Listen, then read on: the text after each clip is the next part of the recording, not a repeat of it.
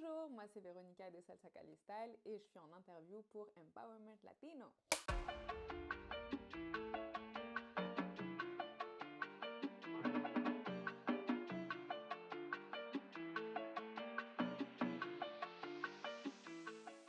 Hola chicos, aujourd'hui j'ai la chance d'interviewer une des queens qui fait vivre la salsa caleña en France. Il s'agit de Veronica Cristini. Elle est danseuse, chorégraphe, professeure de danse et directrice de l'école Salsa Cali Style. Elle nous raconte son parcours, ses difficultés et comment, avec du courage et de la discipline, elle a réussi à réaliser son rêve de devenir une professionnelle dans le domaine de la salsa. C'est vraiment une histoire hyper inspirante, mais je vous en dis pas plus, je vous laisse le découvrir par vous-même. Véronica, bienvenue. Peux-tu nous raconter de quelle manière tu es entrée dans le monde de la danse? Je suis née dans une famille d'artistes, de surcroît latino. Donc c'est vrai que la musique et la danse font partie intégrante de la culture latino-américaine. En tout cas dans ma famille, ma mère est artiste, elle est comédienne, elle danse et il y avait toujours beaucoup de fêtes. Du coup, c'était un peu de manière naturelle que j'ai baigné dedans depuis toujours. Plus tard, quand j'ai commencé l'école, ma scolarité, et c'était compliqué pour moi de m'adapter aux cases dans lesquelles on veut faire rentrer tout le monde. Moi, j'étais déjà en fait artiste, mais je le savais pas. Et ça se passait pas super bien. J'avais souvent des soucis au niveau de la discipline, du comportement, jusqu'au jour où ma mère, vraiment, en avait marre d'avoir des convocations tout le temps. Et elle me prend entre quatre yeux et elle me demande « Mais Véronica, qu'est-ce que tu veux faire de ta vie en fait ?» Et là, je sais pas pourquoi, c'est sorti comme ça. J'ai bloqué 30 secondes et je l'ai regardée et je lui dis « Non, mais moi, ce que je veux, c'est danser. » Et pour le coup, elle m'a pris au mot et elle m'a dit « Bon, bah ok, tu veux danser, bah, on va partir sur cette voie. Je vais t'inscrire dans une formation professionnelle de danse. » Donc, elle a cherché, elle a trouvé un peu ce qui se faisait. Et c'est vrai que les seules formations diplômantes, en tout cas ici en France, sont des formations soit de classique, soit de jazz, ou soit de contemporain. Donc elle m'a inscrite dans une formation professionnelle de danse contemporaine que j'ai suivie pendant 2 ans. Du coup, j'ai suivi cette formation. Quand j'ai terminé, j'ai eu un petit temps de latence parce que c'était pas vraiment ce que moi j'entendais quand j'ai exprimé le souhait d'être danseuse. J'avais plus en tête les rythmes latinos, etc. Et je me suis rapprochée du coup d'une école que j'avais connue auparavant déjà, parce qu'à l'âge de 13 ans, j'ai passé des auditions. C'est une école qui est ici basée à Paris, elle existe toujours, elle s'appelle Salsa Bar. Ils voulaient justement créer une troupe de jeunes danseurs et j'ai fait partie de cette troupe quand j'avais à peu près 13-14 ans. Je me suis souvenue de cette école dans laquelle j'avais performé pendant quelques années et je me suis dit je vais retourner vers eux et je vais leur demander s'ils n'ont pas éventuellement une formation ou quelque chose de professionnalisant dans le domaine de la danse, mais des danses latines très spécifiquement. Il s'avère que justement ils avaient une formation professionnelle et j'intègre cette formation professionnelle, j'ai fait mon année, j'ai fait un cursus de pédagogie de l'enseignement des danses latines et un cursus en tant que danseuse-interprète. En fait, à partir de là, il s'avère que j'ai développé un réel talent. En fait, j'avais déjà un talent pour la pédagogie et l'enseignement, parce que pour moi, c'était vraiment quelque chose d'évident. C'était facile. Tous les cours qui étaient liés à la pédagogie, je m'en sortais très bien. J'étais la meilleure de ma promo de cette année-là. C'était la découverte pour moi d'une compétence dont j'ignorais l'existence. À partir de là, j'ai commencé en remplaçant mes professeurs, en fait. Et l'année suivante, tout de suite, on m'a donné un créneau régulier dans cette même école en tant que professeur de danse.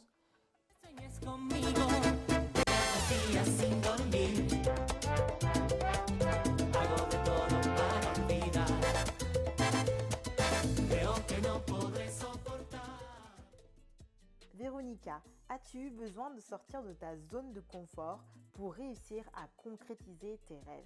Je pense que toutes les personnes qui poursuivent un rêve, elles rencontrent ce que j'appelle des pièges ou des étapes où il faut reconfirmer réellement ton vrai désir.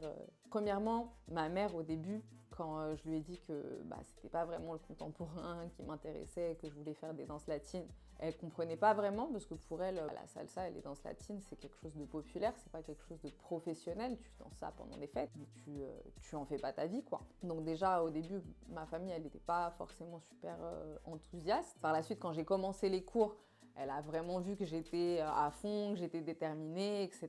Et vraiment, le moment où elle a compris que c'était ça qui me faisait vibrer, c'est le jour où une personne de la Colombie avait ramené des cassettes, à l'époque c'était en cassette, avec des vidéos de concours qui se passaient à Cali. Je me souviens, on a regardé ça à la maison et ma mère était là. Je crois que j'étais hypnotisée par les danseurs, mes yeux apparemment ils brillaient. Et là, quand ma mère m'a vu comment je regardais en fait ces danseurs, je pense qu'elle s'est vraiment reconnue. Au début, c'était pareil quand elle était en Colombie et qu'elle a dit à sa mère qu'elle voulait...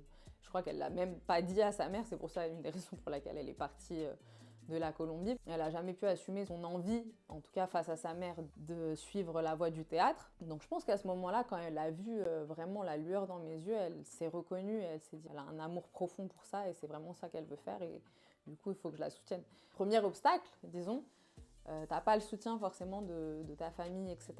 Donc voilà, à partir du jour où j'ai vu cette vidéo du concours à Cali, je suis vraiment tombée amoureuse de ce style et je me suis dit non mais c'est ça que je veux faire, c'est vraiment ça. C'était le début de YouTube, je cherchais plein de vidéos, j'essayais de trouver des vidéos de danseurs, etc.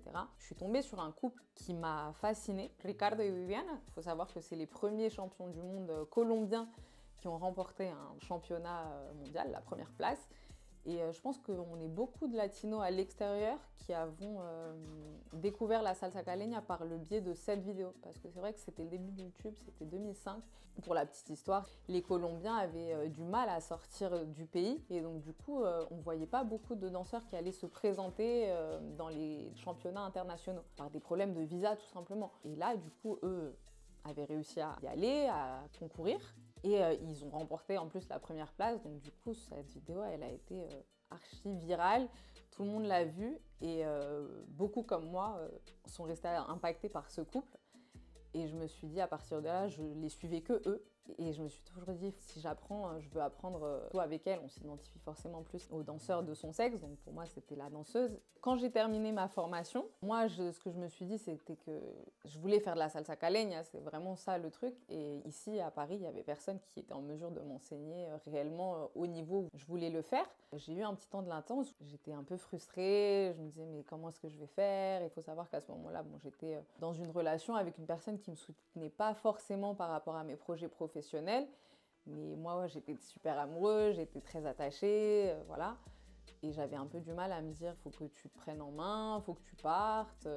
Voilà, si lui te soutient pas, c'est lui le problème. Et toi, t'as pas à t'adapter à une personne. Mais c'est vrai que voilà, quand t'es jeune, c'est pas évident d'avoir cette réflexion-là. Mais à un moment donné, c'est devenu vraiment trop pesant en fait. C'était devenu vital. Surtout qu'à ce moment-là, ma relation a commencé à battre de l'aile. Et là, j'ai eu une espèce de remise en question par rapport à ma vie. Et je me disais, mais c'est pas possible, mon bonheur est basé principalement sur ma relation de couple. Et si cette relation de couple, le jour où elle est plus là, j'ai fait quoi moi pour moi-même? Pour ma vie, mon épanouissement personnel dépend de ma relation. Je me suis dit non mais c'est pas possible, je peux pas continuer comme ça. Et comme j'ai dit, c'est devenu vraiment super pesant, c'était un besoin viscéral en fait de suivre ma passion, ma vocation, ce que j'avais envie de faire profondément à l'intérieur de moi, dans mon cœur, je le sentais comme ça.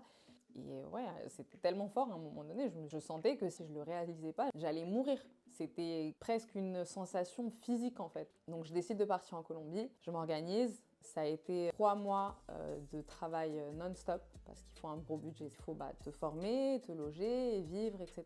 Donc du coup, voilà, je m'organise. Et en plus, j'avais ce besoin viscéral de y aller et de tenter ma chance. Et j'étais tellement pressée que je m'étais mis une deadline et je me suis dit, je veux pas passer 1 an de plus ici. Je me souviens, ça c'était à peu près en août de 2012. Moi, je suis née en novembre. Donc du coup, je me suis dit, bon, il faut que je parte avant mon anniversaire. Avant le 20 novembre, il faut que je parte. J'ai commencé à travailler et je me suis dit, si j'arrive à une somme X que je m'étais donnée, bon, je pars. Et là, j'ai enchaîné les boulots. J'ai passé vraiment 3 mois à travailler non-stop. Je travaillais dans la journée, en restauration. Après, j'allais chercher une gamine à l'école. Et ensuite, le soir, je donnais mes cours. Et puis le week-end, je travaillais aussi dans une boîte de nuit. Enfin bref. Voilà, la totale quoi. J'arrive en Colombie, c'est le choc culturel total. Donc forcément, c'est pas évident. Je suis toute seule dans un environnement que je connais pas, avec personne à qui parler, personne sur qui compter si jamais il m'arrive quelque chose. juste avec l'envie d'apprendre et de me former, de rencontrer mes idoles que je voyais sur YouTube jusqu'à ce moment-là. Je leur avais écrit en amont, je me souviens à l'époque il y avait Facebook qui commençait et j'avais jamais obtenu une réponse. Peu de temps avant que je parte, quelqu'un a ouvert la page, me dit « Ah, on l'utilise plus cette page, mais écrit à tel endroit », chose que j'ai fait. La fille m'a répondu, mais je pense qu'à ce moment-là, elle ne me croyait pas, elle n'a pas compris. Oui, j'arrive de France, j'ai envie d'apprendre, etc. Elle m'a dit, ah bon, bah quand tu arrives ici, passe à l'école. Mais voilà, elle m'a répondu comme ça, je pense qu'elle ne prenait pas vraiment au sérieux. Et c'est réellement ce qui s'est passé. Je suis arrivée en Colombie. 2 jours après, je suis partie à l'école me présenter, parler de mon souhait de me former auprès d'eux. À partir de là, voilà, tout s'enchaîne rapidement. On me met un prof particulier avec qui je commence à m'entraîner. C'est intense. Honnêtement, les entraînements là-bas à Cali, ça n'a rien à voir avec ce qu'on peut faire ici en France. Et moi, je fais que ça. Je connais personne, j'ai pas d'amis. Je me lève le matin, j'essaye de m'entraîner, rattraper les lacunes que j'ai parce que j'ai pas assez de souplesse, j'ai jamais fait d'acrobatie de ma vie. La rapidité du jeu de jambes de la salsa caleña, je la maîtrise pas, donc il faut que je m'entraîne dessus. Il faut que je rattrape. En plus, surtout que je suis avec des gens qui ont un niveau parce qu'ils dansent depuis qu'ils sont gamins. Et moi, j'arrive et la seule chose que je vois, c'est qu'il faut que je rattrape le retard. Que si j'ai envie de réussir à faire quelque chose avec ça, il faut que je m'entraîne. Là, je m'entraîne, ça donne ses fruits relativement rapidement parce qu'en moins d'1 an, je commence à performer avec le groupe professionnel. Je suis inscrite au Salsódromo, donc je participe, je fais le Salsódromo en tant que danseuse.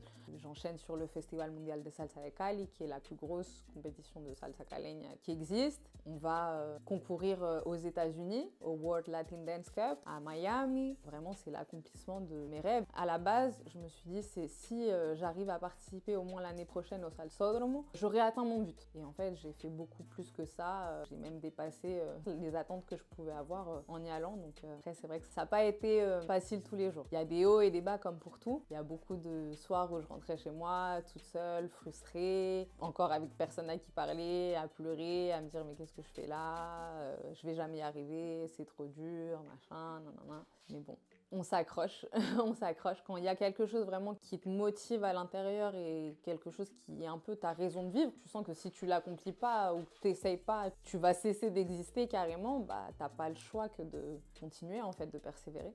Et je pense que c'est ça qui m'a fait tenir jusqu'au bout en fait.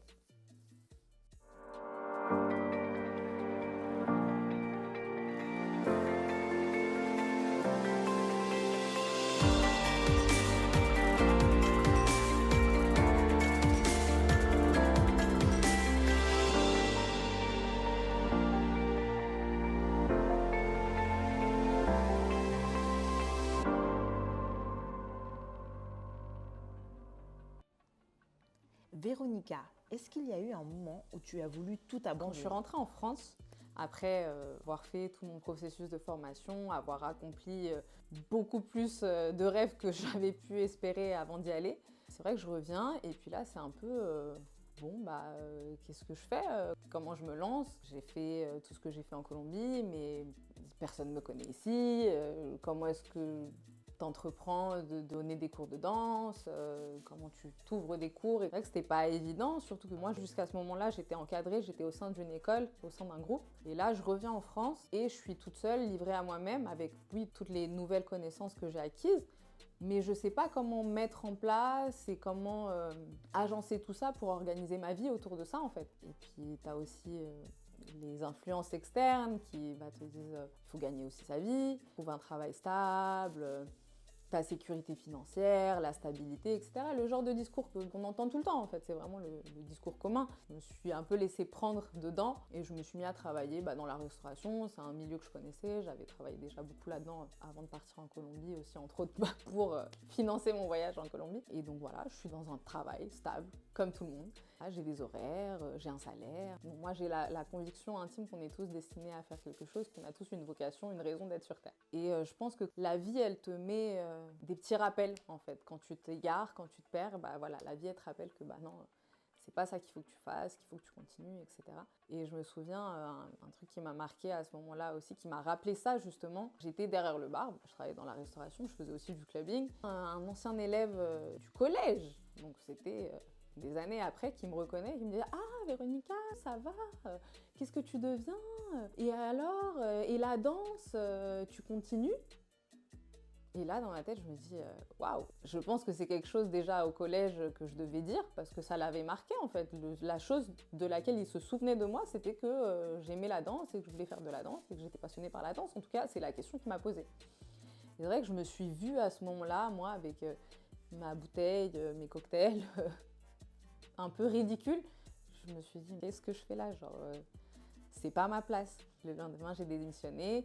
J'ai décidé de contacter l'école de danse dans laquelle je me suis formée pour leur proposer justement d'ouvrir des cours de salsa caleña en fait. Et on m'a donné l'opportunité justement d'ouvrir mes cours et c'est comme ça que je me suis relancée ici en France. Mais oui, grosse période de doute où j'ai failli passer à côté de ma vocation en fait. Parce que c'est vrai que tout dans la vie, comme dans la société dans laquelle on est propice à t'égarer en fait. J'ai l'impression que tout est fait pour pas que les gens suivent leurs propres aspirations. Et donc c'est vrai que le modèle qu'on nous a servi, c'est un modèle un petit peu pour tout le monde quoi. Il peut pas y avoir un moule pour tout le monde. Parce qu'on est tous fondamentalement différents. Et j'ai l'impression que la société, elle est faite pour que justement tout le monde fasse un petit peu la même chose. Et c'est vrai que quand toi, tu sors un petit peu du moule, c'est pas évident parce que t'es un petit peu le marginal, l'excentrique, l'original. Moi, j'ai la casquette de l'artiste. Je pense qu'il faut avoir une vraie force de caractère et un amour profond pour ce que tu fais parce que si tu l'as pas, clairement tu supportes pas la pression en fait sociale qui est mise sur toi quand tu fais quelque chose de différent en fait.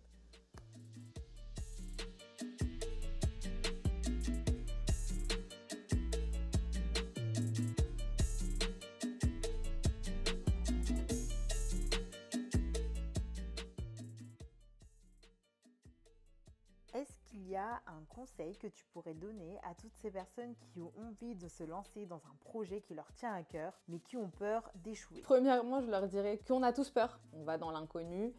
C'est pas une route qui est tracée à l'avance, mais je dirais il n'y a aucune route en vrai qui est tracée à l'avance, donc c'est une peur pas forcément fondée. Et on devient meilleur dans le chemin de justement surmonter cette peur et d'y faire face et d'avoir le courage d'entreprendre des choses. Mais honnêtement, si vous avez réellement quelque chose qui vous passionne, quelque chose que vous sentez que vous avez envie de réaliser, que vous avez envie de faire, je pense que tout a une raison d'être et que si vous avez cette envie-là enfouie à l'intérieur de vous, c'est pour une bonne raison. Et de manière générale, il faut suivre son instinct et dans cette quête de suivre l'appel intérieur, cette espèce de petite voix à l'intérieur de nous qui nous dit « Ah mais tiens, tu devrais faire ci » ou « Pourquoi tu chantes pas » ou peu importe ce que ça peut être. Sur ce chemin, en fait, les choses vont commencer à se mettre en place. Et c'est là où on commence à se rendre compte qu'en fait, on est dans la bonne voie. Parce que c'est vrai qu'à partir du moment où on se lance, et ça, c'est quelque chose que moi, j'ai expérimenté dans ma vie, j'en ai parlé aussi avec beaucoup d'autres personnes qui ont des projets, qui se sont lancées dans des choses un peu différentes, un peu originales, qui ont créé des choses, etc., qui venaient vraiment de leur idée à la base, de leur inspiration personnelle. Ça a toujours fait ça en fait. Tu commences, tu te lances, tu sais pas trop ce que ça va donner, quelle forme ça va prendre, mais petit à petit, la vie, elle commence à te mettre les bonnes personnes, les bonnes opportunités. On va entendre un conseil, on va voir quelque chose qui va nous inspirer. Et c'est ça qui fait que petit à petit, en fait, le chemin se trace de lui-même. C'est une jolie aventure. Chicos, j'espère que vous avez apprécié cette belle interview. Vous pouvez suivre Véronica sur ses réseaux sociaux, Véronica Cristini, ainsi que Salsa Calistyle. Si vous êtes intéressé par des cours de salsa, n'hésitez pas à aller voir son site internet Salsa Calistyle et vous pouvez également me suivre sur Empowerment Latino. À très vite!